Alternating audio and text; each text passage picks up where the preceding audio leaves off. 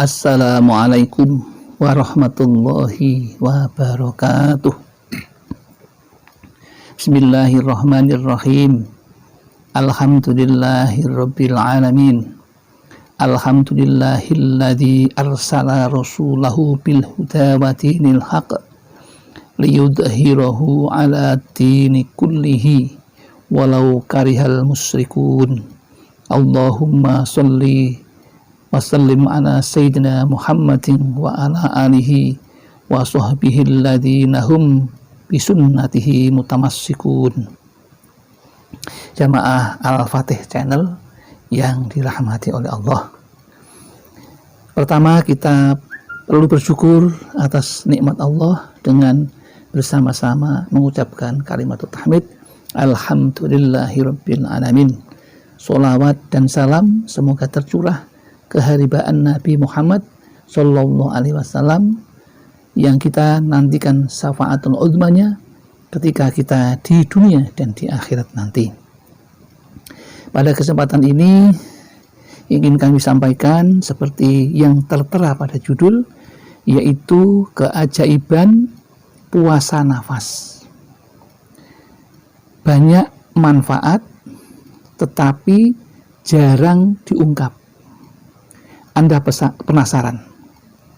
Dengarkan video ini agar penasaran Anda menjadi hilang. Kalau kita perhatikan, orang Islam setiap hari bulan Ramadan akan melaksanakan yang namanya puasa Ramadan. Begitu juga dengan ketika kita menjelang Idul Adha, juga orang banyak yang melaksanakan ibadah puasa Tarwiyah dan Arafah. Masih ada lagi puasa sunnah yang lain seperti puasa Senin dan Kamis, puasa Daud, puasa Hari Putih dan sebagainya. Pada kali ini ingin kami sampaikan yang namanya puasa nafas. Tentu jamaah akan bertanya-tanya dan sangat aneh, kenapa nafas kok berpuasa? Bagaimana caranya? Apa manfaatnya? Mari kita perhatikan untuk menjawab itu. Ketika orang membaca Al-Quran, apalagi yang membaca itu seorang qari'ah atau qari, membaca Al-Quran yang dilantunkan itu, yang bagus. Ketika akan memulai, pasti akan mengambil nafas dulu, yang panjang. Kemudian akan menahan nafasnya ketika membaca.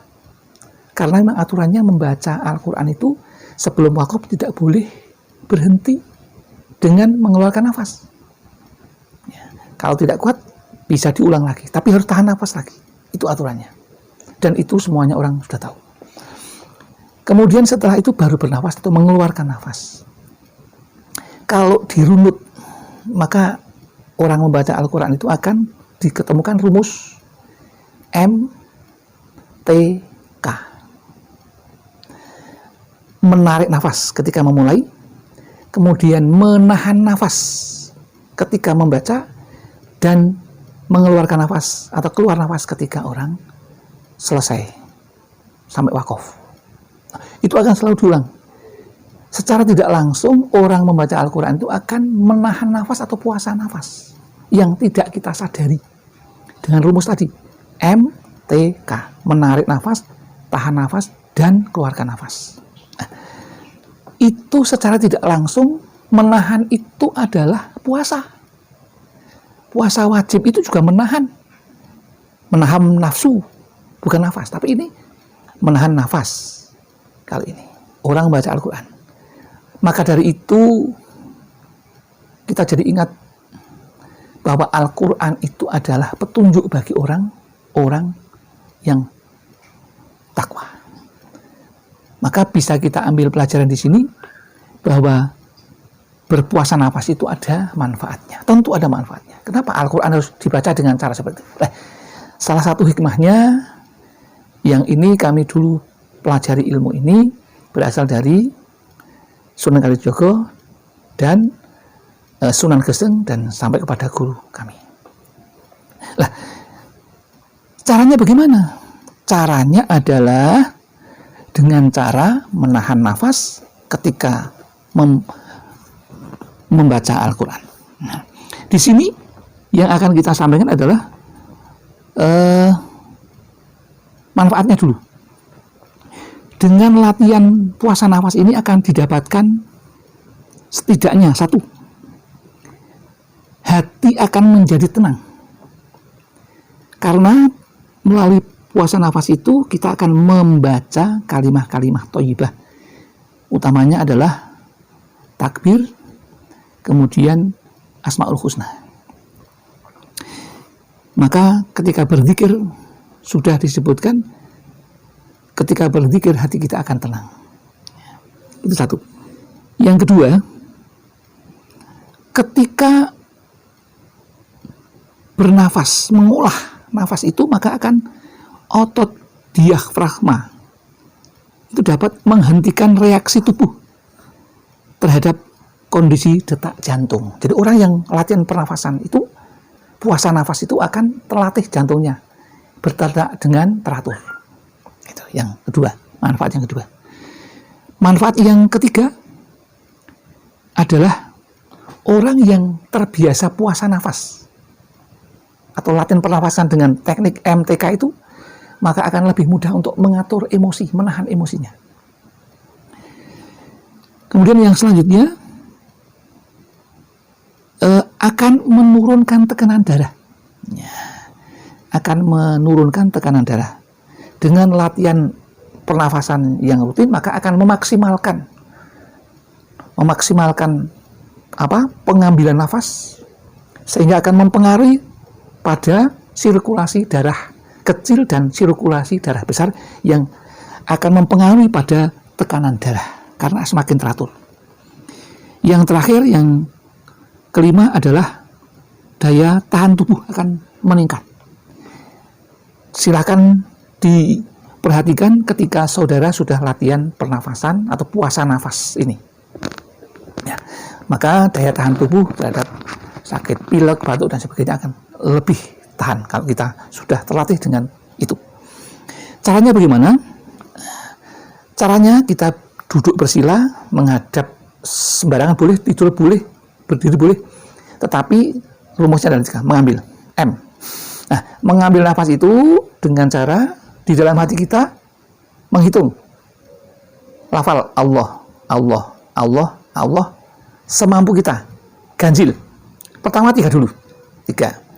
Kemudian tahan nafas. Juga mengucapkan lafal Allah, Allah, Allah, Allah 3 kali. Kemudian setelah itu baru K. Keluarkan nafas dengan mengucapkan lafal Allah juga 3 kali. Itu latihan puasa nafas yang paling rendah. Kemudian kalau itu sudah, maka latih lagi. Mengucapkan takbir, dicoba. Pada tarikan nafas atau T, M ya, M, tarik nafas itu 3 kali. M, Allah Akbar, lebih panjang ini, ya. 3 kali. Kalau sudah bisa nanti ditambah lagi. Ya, pokoknya rentangnya sama. Jadi akan kalau ditarik menjadi sebuah segitiga sama sisi.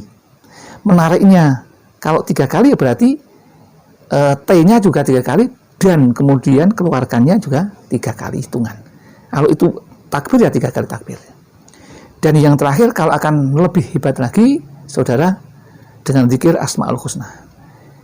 Maka ya Allahu, ya Rafi'u, ya Mu'izu, ya Sami'u, ya Latifu, ya Hayyu, ya Qayyumu, ya Azimu, ya Rabbal Alamin. 9.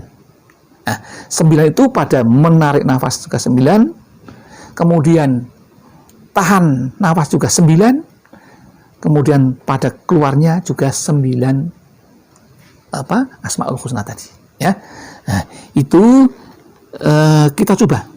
Ya, kita mulai dari yang tadi Allah 3 kali, tahannya, menariknya, menahannya juga 3 kali lafal Allah, kemudian keluarnya juga 3 kali lafal Allah.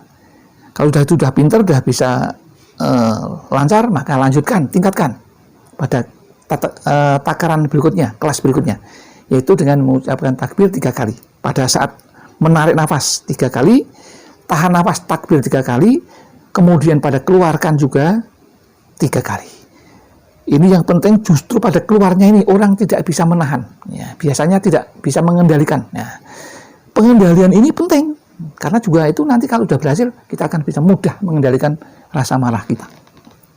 Nah, itulah beberapa cara yang dapat kami sampaikan, dan ini betul-betul sangat bermanfaat.